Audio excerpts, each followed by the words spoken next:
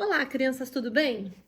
Estamos aqui para iniciar o nosso mais novo livro de trabalho, 20.000 Léguas Submarinas, escrita pelo Júlio Verne e adaptado pelo Valcir Carrasco.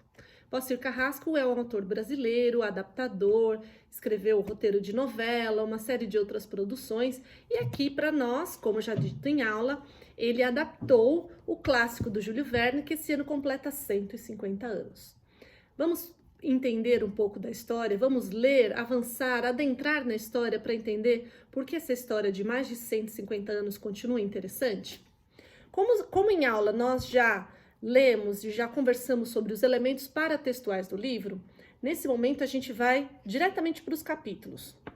Espero que vocês já tenham visto nas páginas iniciais a linha do tempo que comenta um pouco sobre os feitos do autor, as capas que o livro apresenta, também outras capas mais antigas. E aqui a gente tem na página 33 a abertura do livro de fato. Então nós vamos ler juntos, espero que vocês tenham o livro em mãos para a gente começar juntos essa aventura para o fundo do mar. Fatos Inexplicáveis, capítulo 1. O ano de 1866. Ou melhor, no ano de 1866, ocorreram nos oceanos acontecimentos estranhos e inexplicáveis, que preocuparam muito os comerciantes, oficiais da marinha, capitães, proprietários de navios e a população dos portos. E também governantes europeus e americanos. Vários navios cruzaram com um animal longo e fosforescente, maior e mais veloz que uma baleia. As muitas versões eram semelhantes ao descrevê-lo e concordavam em relação à sua surpreendente velocidade. Ninguém sabia dizer, entretanto, de que animal se tratava. Esse era um período das grandes navegações. E aqui está dizendo que os navegadores, os homens que trabalhavam no mar, se depararam com uma figura estranha que assustava todo mundo que trabalhava em alto mar. E era algo que ninguém sabia dizer direito como era. Foi enorme a curiosidade em torno desse ser descomunal. No dia 20 de julho de 1866, o navio a vapor Governor Higginson. Navio a vapor tem o número 1. A gente chama isso de nota de rodapé ou nota lateral. Significa que esse número 1 tem algo para nos explicar que foi colocado pelo Valcir Carrasco na tentativa de simplificar o texto para nós. Aqui está dito assim: embora os primeiros registros de barco a vapor datem de cerca de 1730, o primeiro serviço regular de navios a vapor deu-se com o North River Standboard of Claremont, em 1808, construído por Robert Fulton.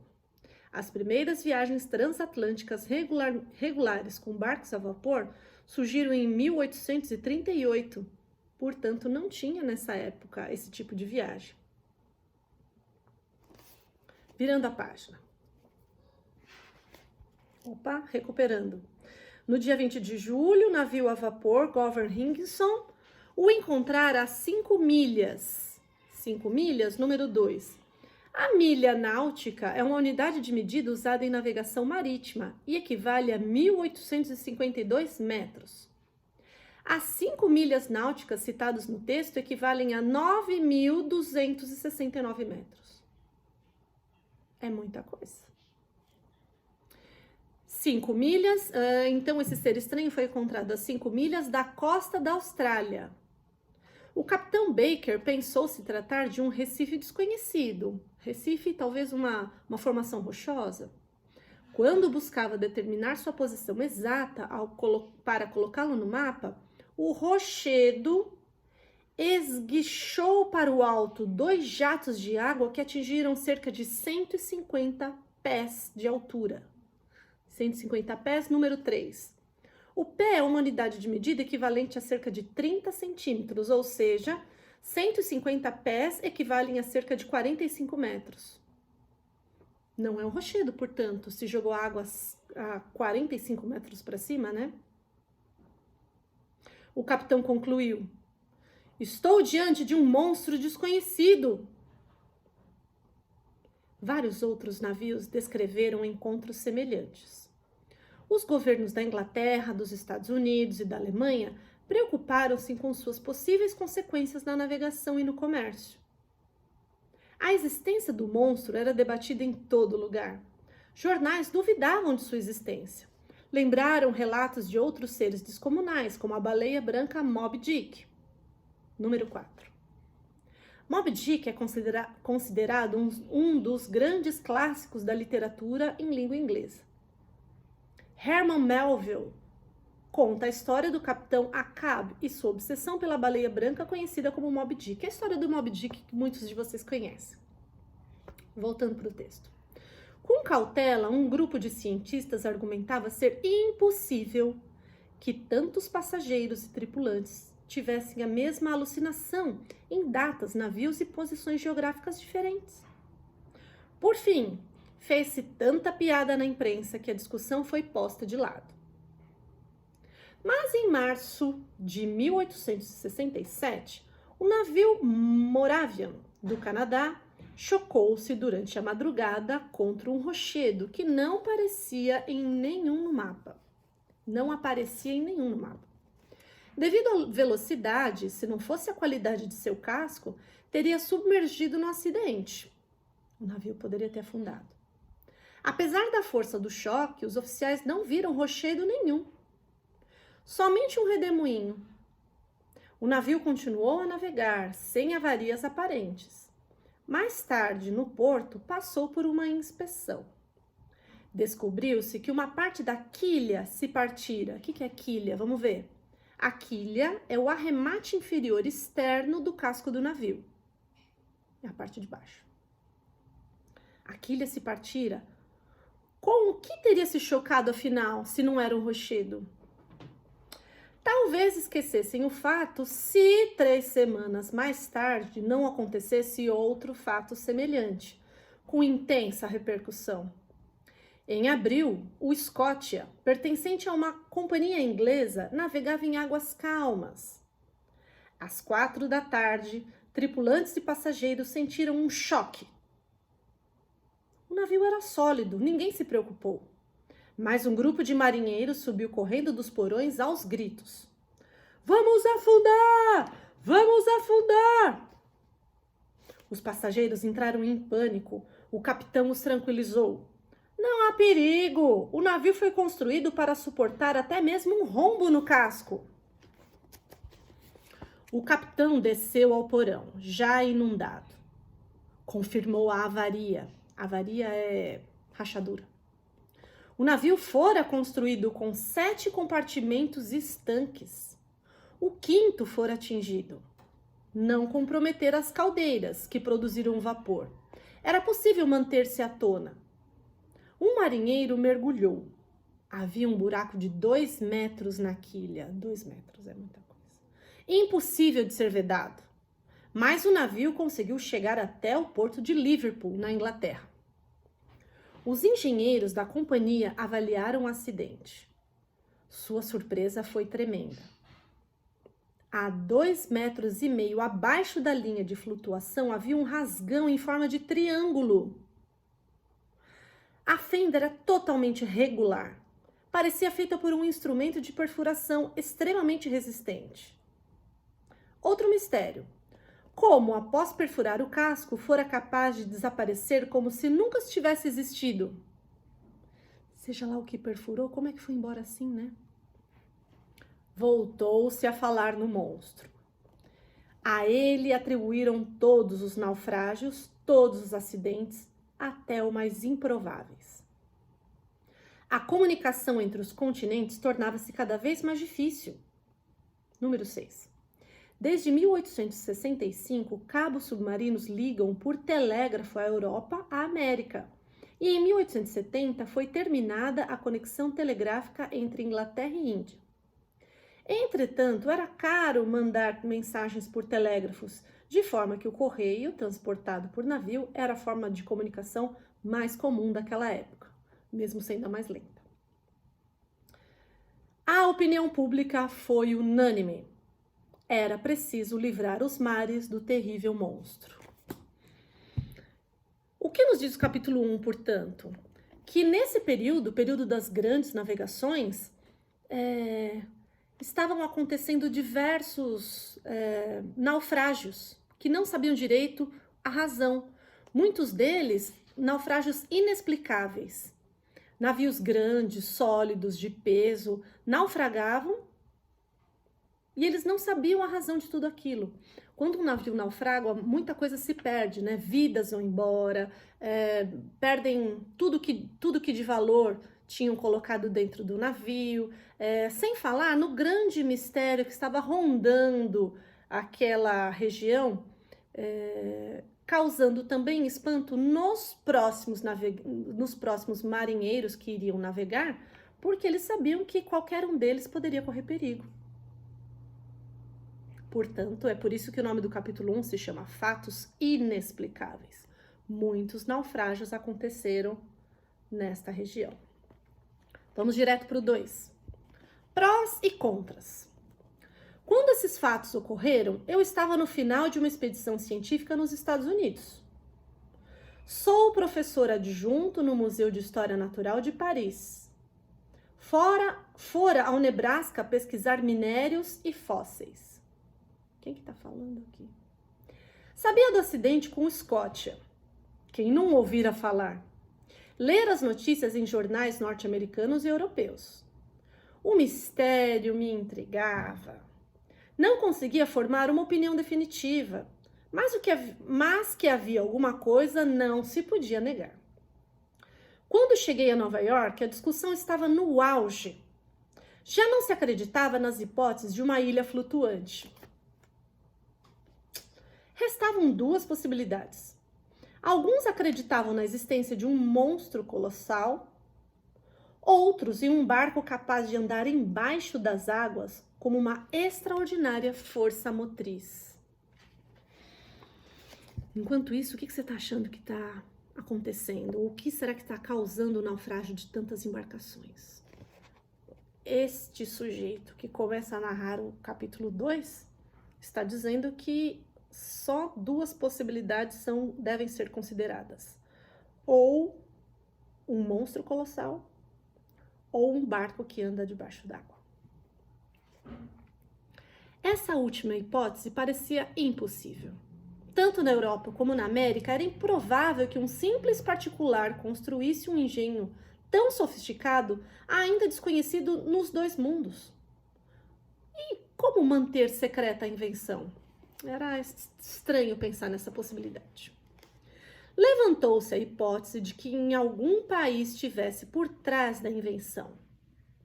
Todos os governos declararam nada saber sobre o assunto. Diante da gravidade do tema e da pressão popular, ninguém duvidou. Um estado espiou no outro. Como ocultar a construção de uma máquina com tal potencial para a guerra? Uma máquina que eles não conseguem descrever porque ainda não existia. Uma espécie de barco que navega por baixo das águas.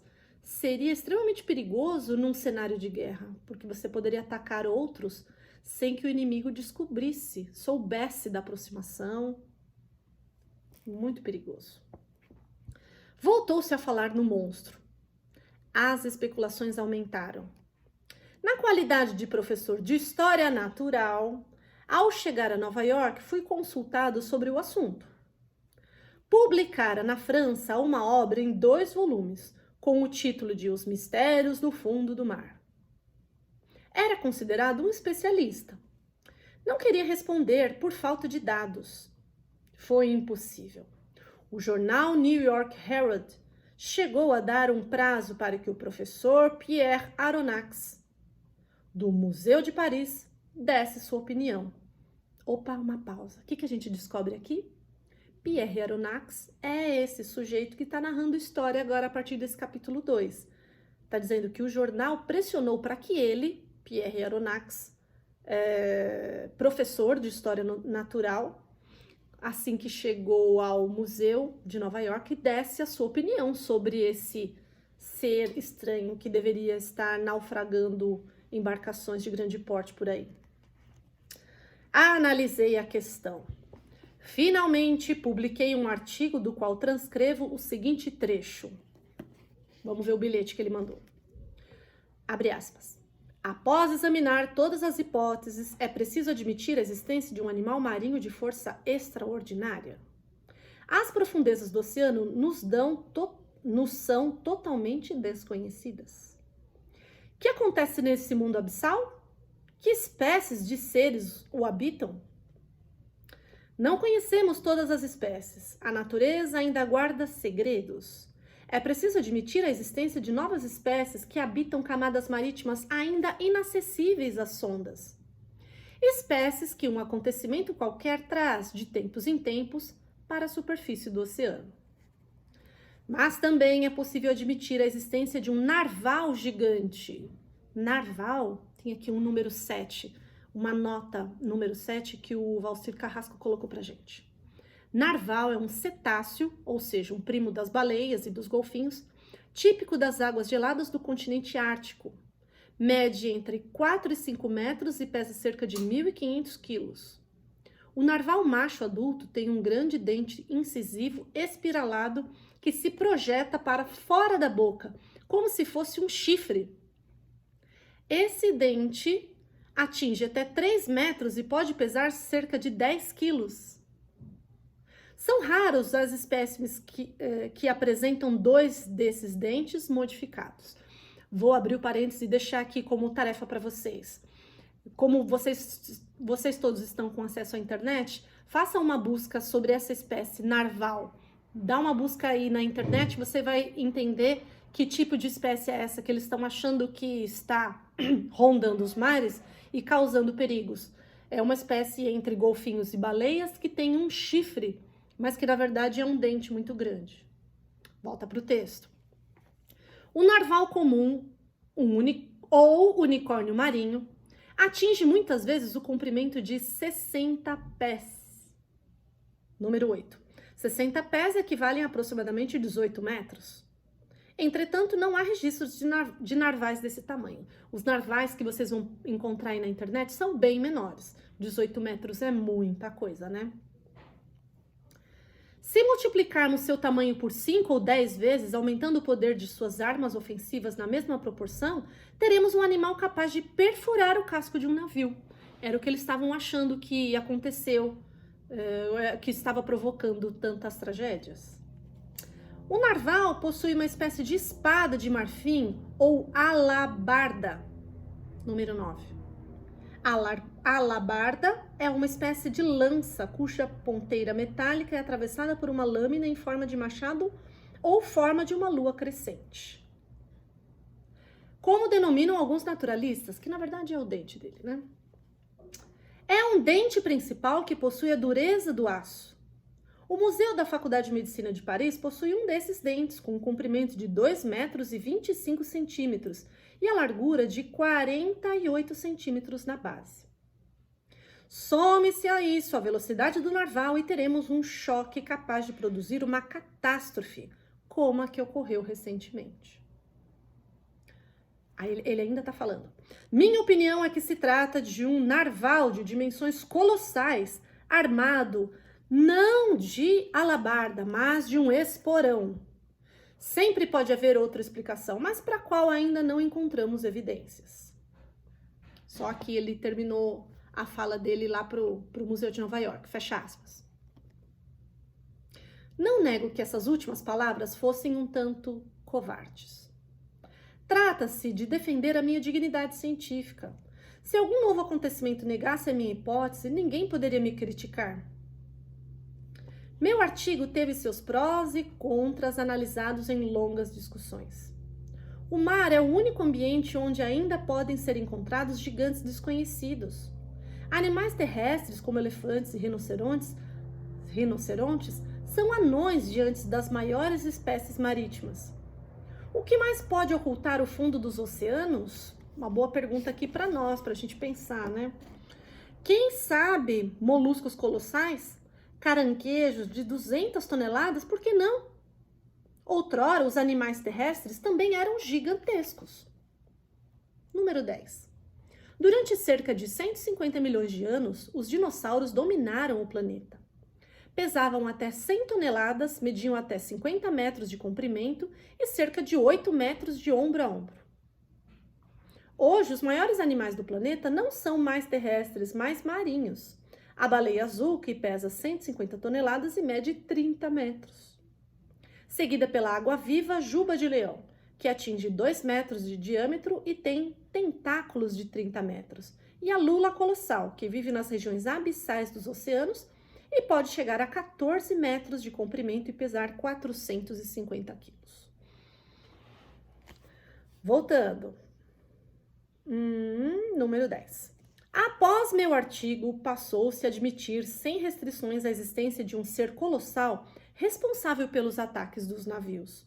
O professor de ciências estava falando que aquilo era possível, as pessoas começaram a acreditar. A consequência foi a decisão de livrar os oceanos de tão temível criatura. Organizou-se em Nova York uma expedição para perseguir o narval. A fragata, olha lá o número 11, é um tipo de barco. A fragata Abraham Lincoln, velocíssima, recebeu armamentos para destruir o monstro. Mas assim que foi preparada a expedição, o monstro desapareceu. Durante 2 meses não houve notícias de ataques. A Abraham Lincoln permaneceu no porto. Finalmente, no início de julho, chegou uma notícia. Um navio o encontrara nos mares do Pacífico Norte. A opinião pública clamou por uma ação imediata. O capitão Farragut da Abraham Lincoln não esperou um dia sequer. Os depósitos já estavam cheios de mantimentos, os porões de carvão, a tripulação a postos. Ele também estava ansioso pela partida. 3 horas antes de que o navio zarpasse, recebi uma carta que dizia: Senhor Aronnax, professor do Museu de Paris, Hotel Quinta Avenida, Nova York. Senhor, se for do seu interesse participar da Abraham Lincoln, o governo dos Estados Unidos terá prazer em convidá-lo como representante da França. O capitão Farragut tem um camarote à sua disposição. Muito cordialmente, J.B. Hobson, secretário da Marinha. E assim termina o capítulo 2. Ou seja, percebemos aqui, pelo capítulo 1, que muitos naufrágios estavam acontecendo e não sabiam qual era a razão.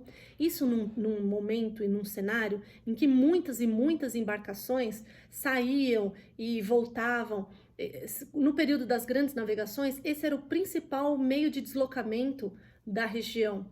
Portanto, vários navios naufragarem significava que eles estavam vivendo um período muito temeroso. No capítulo 2, quem se apresenta é o professor Aronnax, e ele é o professor do Museu de História Natural. Ele diz que pode ser que identifique que animal é esse estranho que habita os oceanos, que pode estar fazendo com que esses navios naufraguem. Ao final do capítulo, a gente vê que ele recebe o convite para integrar a equipe dos Estados Unidos nessa expedição que vai em busca desse grande monstro dos mares.